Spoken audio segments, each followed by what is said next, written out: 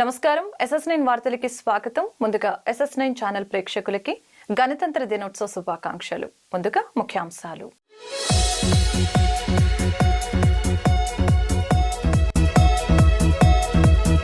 ఢిల్లీలో ఘనంగా గణతంత్ర వేడుకలు. 40 ఏళ్లలో తొలిసారి బగ్గీలో వేదిక వద్దకు రాష్ట్రపతి.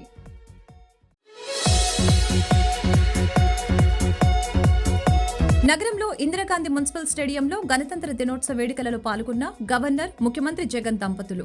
జాతీయ పతాకాన్ని ఆవిష్కరించిన గవర్నర్ అబ్దుల్ నజీర్. గణతంత్ర దినోత్సవ వేడుకల్లో జాతీయ జెండాను ఆవిష్కరించిన టీడీపీ అధినేత నారా చంద్రబాబు. దేశ ప్రజలందరికీ గణతంత్ర దినోత్సవ శుభాకాంక్షలు తెలిపిన చంద్రబాబు. టీడీపీ పొత్తులో ఎన్ని సీట్లు తీసుకోవాలో తనకు తెలుసునని జనసేన అధినేత పవన్ కళ్యాణ్ వెల్లడి. రాజోలు, రాజానగరంలో జనసేన పోటీ చేస్తుందన్న పవన్, సొంత చెల్లెల్ని వదిలిపెట్టని జగన్ మనల్ని వదులుతాడా అని ఎద్దేవా.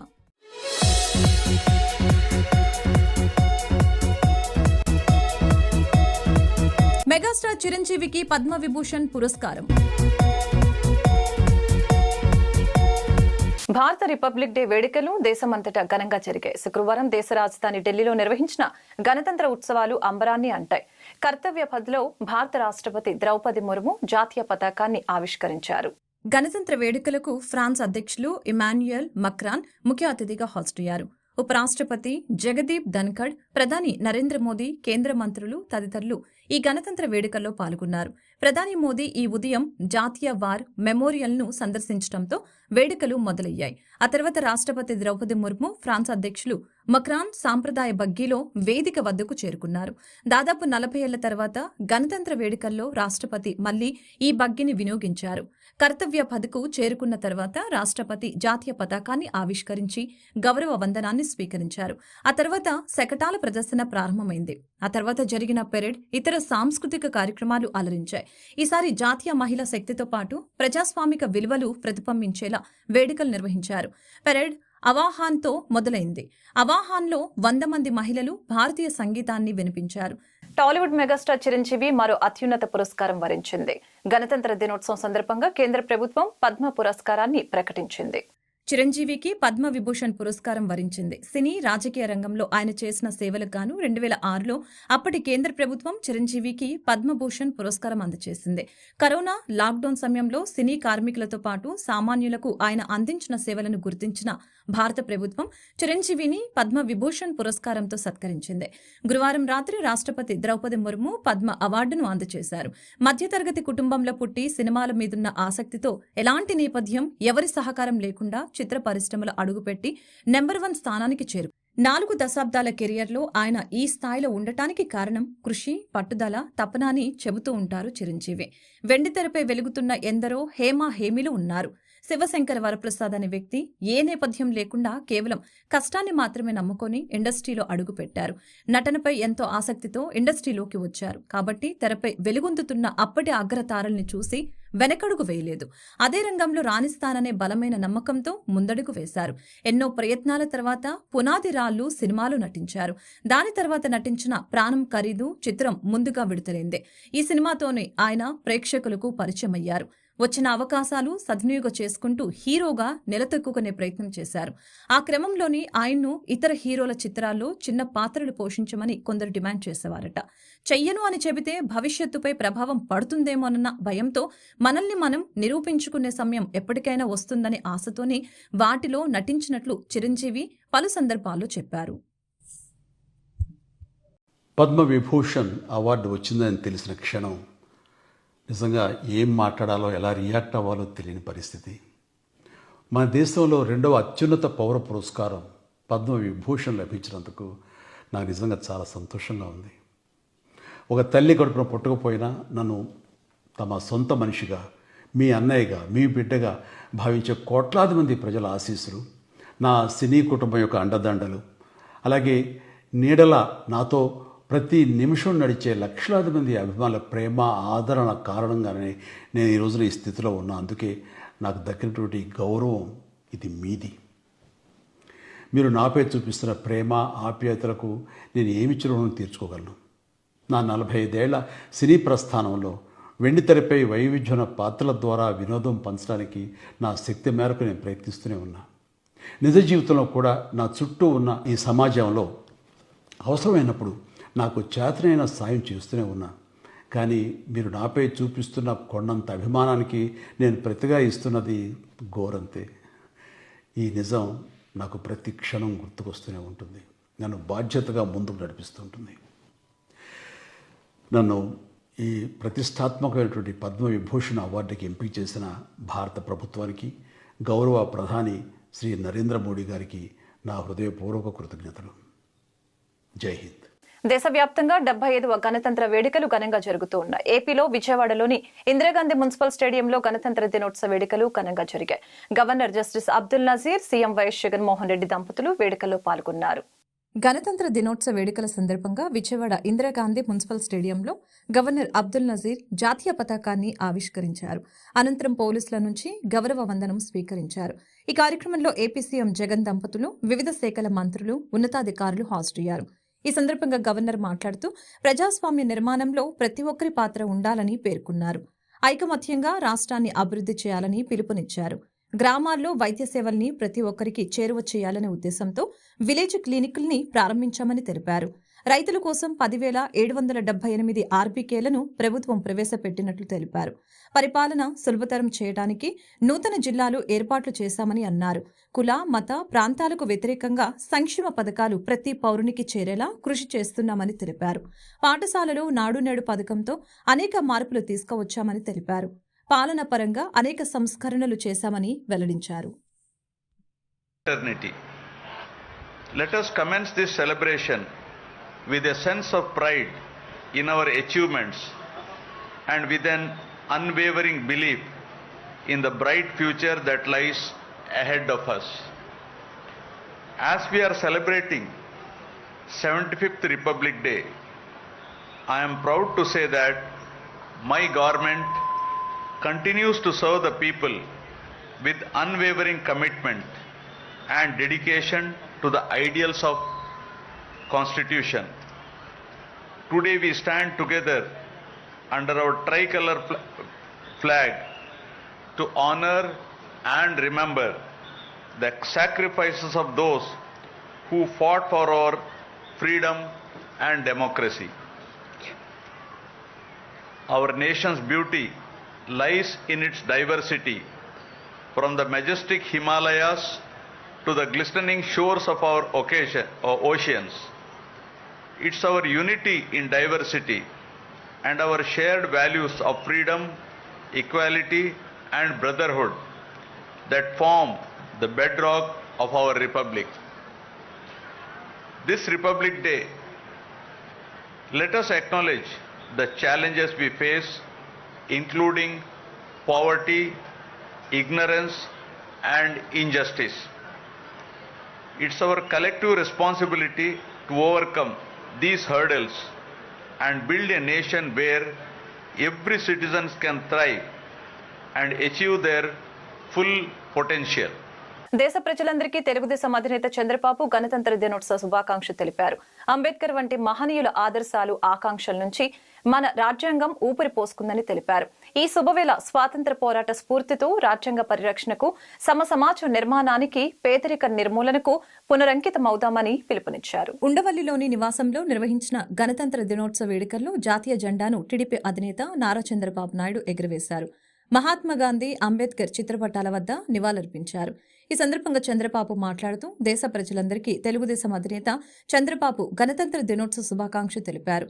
అంబేద్కర్ వంటి మహనీయుల ఆదర్శాలు, ఆకాంక్షల నుంచి మన రాజ్యాంగం ఊపిరి పోసుకుందని తెలిపారు. ఈ శుభవేళ స్వాతంత్ర పోరాట స్ఫూర్తితో రాజ్యాంగ పరిరక్షణకు, సమాజ నిర్మాణానికి, పేదరిక నిర్మూలనకు పునరంకితమవుదామని పిలుపునిచ్చారు. టీడీపీ పొత్తులో ఎన్ని సీట్లు తీసుకోవాలో తనకు తెలుసునని జనసేన అధినేత పవన్ కళ్యాణ్ అన్నారు. రాజోలు, రాజానగరంలో జనసేన పోటీ చేస్తుందని వెల్లడించారు. ఈ సందర్భంగా సీఎం జగన్ పై పవన్ తీవ్ర వ్యాఖ్యలు చేస్తూ సొంత చెల్లెల్ని వదిలిపెట్టని జగన్ మనల్ని మాత్రం వదులుతాడా అని ప్రశ్నించారు. రాబోయే ఎన్నికల్లో ఏపీలో టీడీపీ, జనసేన కలిసి పోటీ చేస్తున్న సంగతి తెలిసిందే.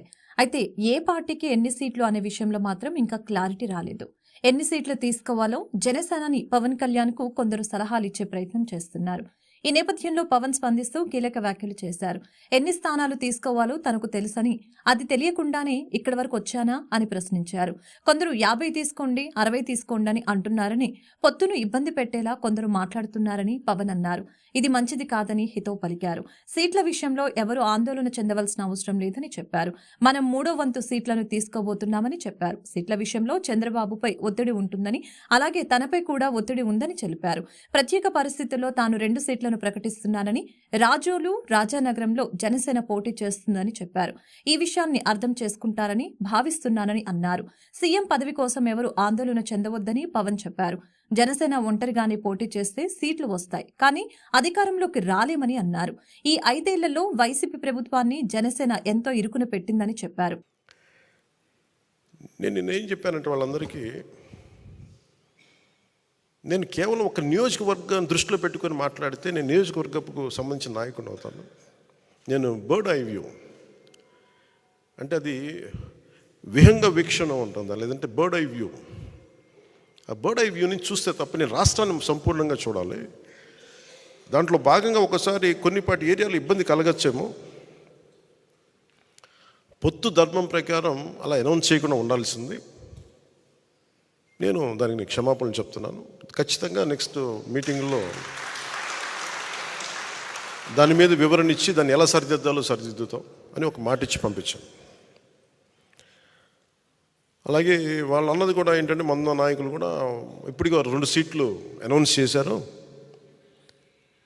మరి ఇది పొత్తు ధర్మమేనా నన్ను అడిగితే అట్లా కొన్ని ప్రత్యేక పరిస్థితులు ఉంటాయి, వాళ్ళు కూడా మనం అర్థం చేసుకోవాలి కదా. 4 దశాబ్దాలు సుదీర్ఘ అనుభవం ఉన్న వ్యక్తులు, ఒంటరిగా వాళ్ళ సొంత పార్టీ నడిపిన వ్యక్తులు. ఒక్కోసారి ఎట్లా ఉంటుందంటే, పొత్తు ఆ సైజు వ్యక్తులకి ఒక ఇరుకు చొక్కమైన అథారిటీకి దారేదులో చెప్తూ ఉంటాం.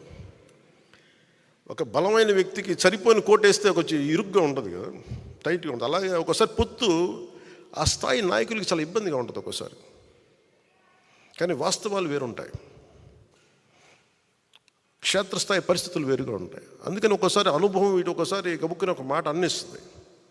విజయవాడలోని ఆంధ్రరత్న భవన్లో గణతంత్ర దినోత్సవ వేడుకలు ఘనంగా జరిగాయి. ఈ సందర్భంగా AP PCC chief YS Sharmila జాతీయ పతాకాన్ని ఆవిష్కరించారు.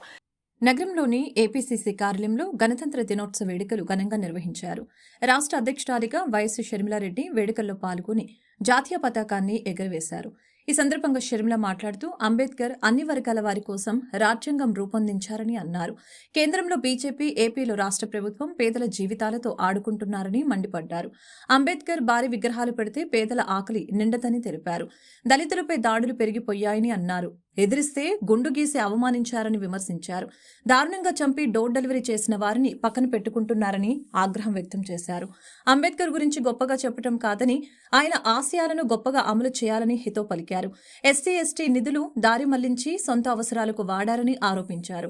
దళితులపై కపట ప్రేమ చూపేవారికి తగిన బుద్ధి చెప్పాలని షర్మిలారెడ్డి పేర్కొన్నారు. గణతంత్ర వేడుకల్లో రఘువీరారెడ్డి, తులసిరెడ్డి, జేడీ శీలం, సుంకర పద్మశ్రీ, నరహరిశెట్టి నరసింహారావులు, కొలనుకొండ శివాజీ పాల్గొన్నారు. అధికారంలో ఉండి అన్ని వర్గాలకు, అన్ని మతాలకు, అన్ని రాష్ట్రాలకు అందరికీ మేలు చేయాలి అన్న ఉద్దేశంతో అంబేద్కర్ గారి నాయకత్వంలో భారతదేశ రాజ్యాంగాన్ని రూపొందించడం జరిగింది. దానివల్లనే ఈరోజు భారతదేశ పౌరులందరికీ హక్కులున్నాయి. ఈ హక్కుల వల్లే ఈరోజు ప్రపంచంలో మనకు గౌరవం ఉండడమే కాకుండా భారతదేశంలో కూడా పేదవాడు సైతం బ్రతకగలుగుతున్నాడు అంటే దానికి కారణం మన రాజ్యాంగం కల్పించిన హక్కులు. కానీ రీజనల్ పార్టీస్ అధికారంలోకి వచ్చి నియంతల్లా మారి కొన్ని రాష్ట్రాలలో రాజ్యాంగాన్ని కాలరాస్తున్నారు. ఇది జరగరాదని, దీన్ని ప్రోత్సహించరాదని కాంగ్రెస్ పార్టీ ప్రజలందరినీ హెచ్చరిస్తుంది. రాజ్యాంగాన్ని గౌరవించడము అంటే అది ఒక రోజుతో, ఒక జెండా ఎగరేయడంతో అయిపోయే పని కాదు. రాజ్యాంగాన్ని గౌరవించడం అంటే రాజ్యాంగంలో మన దేశంలో ఉన్న అన్ని కులాలను, అన్ని మతాలను, అన్ని వర్గాలను అందరినీ సమానంగా చూసి అందరినీ సమానంగా గౌరవించడమే కాకుండా బడుగు బలహీన వర్గాల ప్రోత్సాహం కోసం చేయాల్సిన కృషి ప్రభుత్వాలు చేయాలి. కానీ ఇటీవల కాలంలో నియంతల్లా మారిన రీజనల్ పార్టీ ప్రభుత్వాలు ఇవి అమల్లో పెట్టడం లేదు అన్నది స్పష్టంగా కనిపిస్తుంది. అంబేద్కర్ గారు దళితుల కోసం ఎంతగానో పోరాటాలు చేశారు. కానీ శ్రీ దుర్గా మల్లేశ్వర స్వామి వారి దేవస్థానం నందు 75వ గణతంత్ర దినోత్సవ వేడుకలు ఘనంగా జరిగాయి. అమ్మవారి సన్నిధిలో గణతంత్ర ఉత్సవాలు జరుపుకోవటం అందరి పూర్వజన్మ ఫలమని ఆలయ trust board chairman Karnati Rambabu, ఆలయ కార్యనిర్వహణ అధికారి కెఎస్ రామారావు తెలిపారు. 75వ గణతంత్ర దినోత్సవం సందర్భంగా ఘాట్ రోడ్లోని ఓం టర్నింగ్ వద్ద దేవస్థానం వారు గణతంత్ర దినోత్సవ వేడుకలు ఘనంగా నిర్వహించారు. ఈ కార్యక్రమానికి ఆలయ trust board chairman Karnati Rambabu, కార్యనిర్వహణ అధికారి కెఎస్ రామారావు విచ్చేశారు. అనంతరం వీరు శ్రీ అమ్మవారి, శ్రీ రాముల వారి, భారతమాత, జాతిపిత మహాత్మా గాంధీ వారి చిత్రపటాలకు ఆలయ అర్చకులు, వేద పండితులు, వేద విద్యార్థుల వేద మంత్రోత్సరణలు, మంగళ వాయిద్యాల నడుమ పూలు, పండ్లు సమర్పించి పూజలు నిర్వహించారు. తదుపరి ఆలయ కార్యనిర్వహణాధికారి, ఎస్పీఎఫ్ సిబ్బంది, హోంగార్డ్స్ మరియు దేవస్థాన రక్షణ సిబ్బంది వారి గౌరవ వందనం అందుకొని జెండా వందనం చేశారు. ఈ కార్యక్రమంలో ఆలయ సిబ్బంది, భక్తులు పాల్గొని జాతీయ గీతములు ఆలపించారు. తదనంతరం గణతంత్ర దినోత్సవ విశిష్టత గురించి, స్వాతంత్ర్యోద్యమ నాయకుల కృషి, గొప్పతనం గురించి చైర్మన్, కార్యనిర్వహణాధికారి ప్రసంగించి అమ్మవారి సన్నిధిలో గణతంత్ర ఉత్సవాలను జరుపుకోవడం అందరి పూర్వజన్మ సుకృతంగా భావిస్తున్నట్లు తెలియజేశారు. అనంతరం చిన్నారులకు, దేవస్థానం సిబ్బందికి, ఎస్పీఎఫ్ వారికి, భక్తులకు చైర్మన్, కార్యనిర్వహణాధికారి అమ్మవారి లడ్డు, ప్రసాదం, చాక్లెట్లు పంచిపెట్టారు. కొలువై ఉన్న కనకదుర్గ మల్లేశ్వర యొక్క సన్నిధానంలో, శ్రీ దుర్గా మల్లేశ్వర స్వామి వార్ల సన్నిధానంలో గణతంత్ర దినోత్సవాన్ని జరుపుకోవడం ఒక మధురానుభూతి. అమ్మలగన్నయమ్మ అని అమ్మను, దుర్గమ్మను కొలుస్తారు. కొన్ని వేలాది సంవత్సరాలుగా మాతను, ప్రకృతి మాతను, అలాగే శక్తిని మనం దుర్గామాత రూపంలో కొలవడం మన సాంప్రదాయం. భారతదేశం ఒక విశిష్టమైన స్థానాన్ని ఆనాటి నుంచి నేటి వరకు పొంది ఉంది. వేదకాలం, వేదానికి పూర్వం ఉన్నటువంటి సివిలైజేషన్స్ కూడా ఇక్కడ పెంపొందినాయన్న వాస్తవాన్ని ఎందరో చారిత్రకులు గుర్తించారు. మరి దేశాల్లో కూడా మన ఆలయాలు, ఆలయ సంస్కృతి విస్తరించి ఉన్నదని నేటికి ఎన్నో ప్రపంచంలో పలు దేశాలలో మన ఆలయాలు, మన విగ్రహాలు బయటపడడం, దాని గురించి మనం అందరూ గొప్పగా చెప్పుకోవడం, ఒకానొక చోట శ్రీచక్రం కూడా అది ఆవిర్భవించింది, అక్కడ ఉంది సహజంగా అని చెప్పుకోవడం కూడా మన యొక్క గొప్పతనానికి, మన సంస్కృతి యొక్క గొప్పతనానికి, సనాతన ధర్మం యొక్క విశిష్టతకు తార్కాణాలు. అటువంటి గొప్పదైనటువంటి సంస్కృతికి కొండూరు మండలం హెచ్ ముత్యాలంపాడు గ్రామంలో అక్రమ మట్టి త్రవ్వకాలు విచ్చలవిడిగా జరుగుతూ ఉన్నాయి. ప్రభుత్వ అనుమతి లేకుండా వెల్లటూరు ఇటుక బట్టీలకు మట్టిని తరలిస్తున్నారు. అధికార పార్టీ అండదండలతో మట్టిని తరలిస్తున్నారని గ్రామస్తులు ఆరోపణలు చేస్తున్నారు. అదేమని ప్రశ్నిస్తే అక్కడ గ్రామ ప్రజల్ని భయభ్రాంతులకు గురి చేస్తున్నారని ఆరోపణలు వెల్లువెత్తుతూ ఉన్నాయి. అధికారులకు గ్రామస్తులు సమాచారం అందజేసినా స్పందించడం లేదని వాపోతున్నారు. ఎంపీ కేశినేని నానిపై టీడీపీ మైనార్టీ నేత ఎంఎస్ బేగ్ తీవ్రస్థాయిలో విరుచుకుపడ్డారు. నిన్నటి దాకా చంద్రబాబు ముద్దు అన్న విజయవాడ ఎంపీ కేశినేని నాని పార్టీ మారి ఈరోజు చంద్రబాబు వద్దు అంటున్నారని విమర్శించారు. 58వ డివిజన్లో బాబు షూరిటీ భవిష్యత్తు గ్యారంటీ కార్యక్రమం జరిగింది. ఈ కార్యక్రమంలో పశ్చిమ మైనార్టీ నాయకులు ఎంఎస్ బేగ్ పాల్గొని డివిజన్లో ప్రతి గడపకు తిరుగుతూ స్థానికుల వద్ద నుంచి సమస్యలను అడిగి తెలుసుకున్నారు. టీడీపీ ప్రభుత్వం వస్తే అందించబోయే సూపర్ 6 పథకాల గురించి వారికి వివరించారు. ఈ సందర్భంగా ఎంఎస్ బేగ్ మాట్లాడుతూ చంద్రబాబు తీసుకువచ్చిన సూపర్ 6 పథకాల ద్వారా ప్రజల్లోకి బలంగా తీసుకువెళ్తున్నామని తెలిపారు. ఈ పథకాల ద్వారా కుటుంబంలోని ప్రతి ఒక్కరికి లబ్ధి చేకూరుతుందని పేర్కొన్నారు. విజయవాడ ఎంపీ కేశినేని నానిపై తీవ్ర విమర్శలు చేశారు. ఈ సందర్భంగా బేగ్ మాట్లాడుతూ చంద్రబాబు తీసుకువచ్చిన సూపర్ 6 పథకాల ద్వారా ప్రజల్లోకి బలంగా తీసుకువెళ్తున్నామని తెలిపారు. ఈ పథకాల ద్వారా కుటుంబంలోని ప్రతి ఒక్కరికి లబ్ధి చేకూరుతుందని పేర్కొన్నారు. విజయవాడ ఎంపీ కేశినేని నానిపై తీవ్ర విమర్శలు చేశారు. పార్టీ మారారు కదా అని ఇష్టం వచ్చినట్లు వ్యాఖ్యలు చేయడం సరికాదని అన్నారు. 10 ఏళ్ల పాటు పార్టీ కండవ కప్పుకొని పార్టీ ద్వారా ఎంపీ అయ్యి ఇప్పుడు ఆ పార్టీపైన వ్యాఖ్యలు చేయడం దారుణమని అన్నారు. మొన్నటిదాకా చంద్రబాబు ముద్దు అన్న వ్యక్తి ఇప్పుడు చంద్రబాబు వద్దు అంటున్నారని పేర్కొన్నారు. గతంలో వెంట్రుక కూడా పీకలేరు అన్న జగన్ ఇప్పుడు టోన్ మార్చి మాట్లాడుతున్నారని చెప్పారు. ప్రజల్లో తీవ్ర వ్యతిరేకత మొదలైందని జగన్మోహన్ రెడ్డికి అర్థమైందని వెల్లడించారు. ఈరోజు విజయవాడ పశ్చిమ నియోజకవర్గం కార్యాలయానికి జనసేన అధినేత పవన్ కళ్యాణ్ గారి యొక్క కార్యాచరణ దశ నిర్దేశించడానికి ఏర్పాటు చేసిన జోనల్ కమిటీస్ కన్వీనర్గా ఆయనకి మన 4 జిల్లాలు కృష్ణా, గుంటూరు, ఎన్టీఆర్, ప్రకాశం జిల్లా కన్వీనర్గా మన ఆప్తులు, సోదరులు, మిత్రులు బాడి శంకర్ గారిని నియమించడం అనే పట్ల మనమందరూ కూడా ఆయనకి సాధారణంగా ఆహ్వానించి సత్కరించడం జరిగింది. జనసేన తెలుగుదేశం పార్టీ కలయిక ఈ యొక్క రాష్ట్రానికి అవసరం అని చెప్పి ప్రజలందరూ కోరుతూ ఉన్నారు. ఏదైతే 57 మాసాలుగా జగన్మోహన్ రెడ్డి అరాచకాన్ని మనం అందరం చూస్తూ ఉన్నాం. ఈరోజు జగన్మోహన్ రెడ్డి కొత్త నినాదాన్ని బయట తీసుకొచ్చాడు. బెదిరించి అధికారంలో ఉండాలని చెప్పి మనం అందరం చూసాం. ఆశా వర్కర్లు సుమారు నెలన్నర నుంచి నిరాహార దీక్ష నిరసనలు తెలియజేస్తూ ఉంటే, అక్క చెల్లెమ్మలకు ఎంత బాధపడుతూ ఉంటే ఎక్కడ కూడా వాళ్ళందరినీ సమస్య కూడా పరిష్కరించకుండా వారిని బర్తరఫ్ చేయాలని చెప్పి హుకుం జారీ చేయడం చూసాం. వాళ్ళ ఉద్యోగాల్ని కాజేయడానికి చూశాడు జగన్మోహన్ రెడ్డి అనేది మనం చూస్తూ ఉన్నాం. మరి అలాగే 108 వర్కర్స్ని కూడా వాళ్ళ యొక్క సమస్యల్ని పరిష్కరించబోయి వాళ్ళని కూడా బెదిరించి మిమ్మల్ని కూడా బర్తరఫ్ చేస్తాను, పని చేస్తే చేయండి లేకపోతే వదిలేయండి అని చెప్పి కూడా వాళ్ళని కూడా బెదిరించడం జరుగుతూ ఉంది. గుంటూరులో కాంగ్రెస్ శ్రేణుల నిరసన. నేడు షర్మిల పర్యటన సందర్భంగా ఏర్పాటు చేసిన ఫ్లెక్సీలను కార్పొరేషన్ అధికారులు తొలగించారని ఆరోపిస్తూ కార్పొరేషన్ ఎదుట బైఠాయించిన కాంగ్రెస్ నాయకులు కాంగ్రెస్ అంటే ఎందుకంత భయం అంటూ నినాదాలు చేశారు.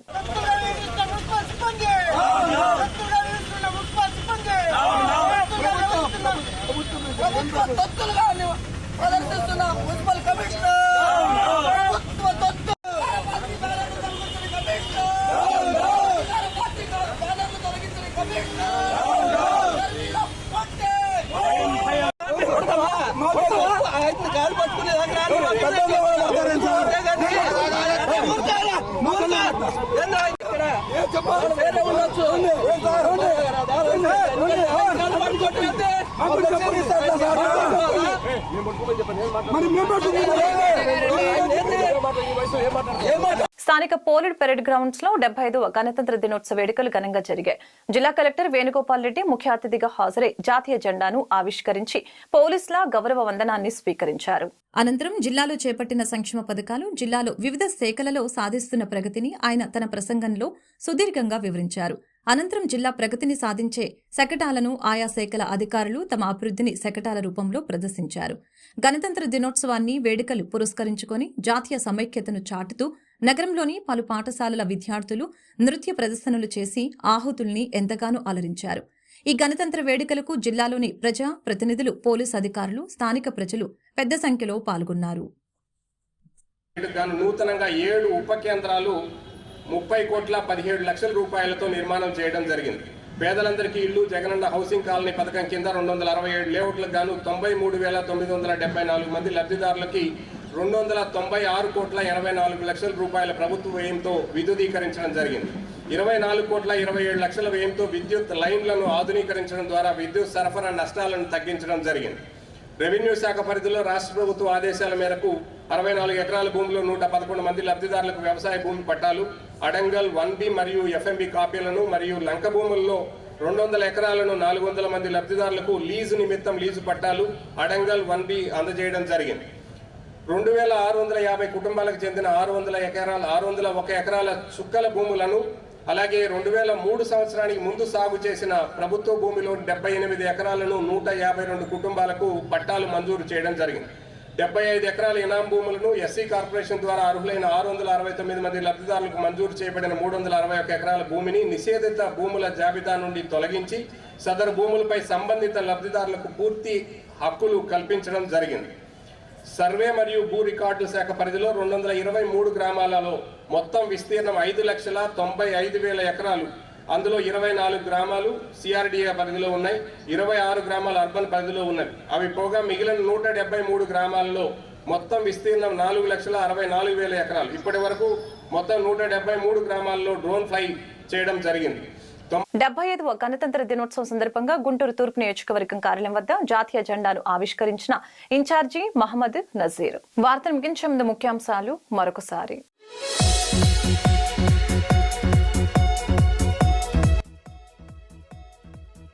ఢిల్లీలో ఘనంగా గణతంత్ర వేడుకలు. 40 ఏళ్లలో తొలిసారి బగ్గీలో వేదిక వద్దకు రాష్ట్రపతి.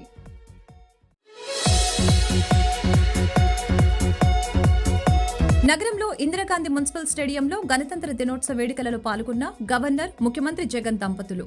జాతీయ పతాకాన్ని ఆవిష్కరించిన గవర్నర్ అబ్దుల్ నజీర్. గణతంత్ర దినోత్సవ వేడుకల్లో జాతీయ జెండాను ఆవిష్కరించిన టీడీపీ అధినేత నారా చంద్రబాబు. దేశ ప్రజలందరికీ గణతంత్ర దినోత్సవ శుభాకాంక్షలు తెలిపిన చంద్రబాబు. టీడీపీ పొత్తులో ఎన్ని సీట్లు తీసుకోవాలో తనకు తెలుసునని జనసేన అధినేత పవన్ కళ్యాణ్ వెల్లడి. రాజోలు, రాజానగరంలో జనసేన పోటీ చేస్తుందన్న పవన్, సొంత చెల్లెల్ని వదిలిపెట్టని జగన్ మనల్ని వదులుతాడా అని ఎద్దేవా.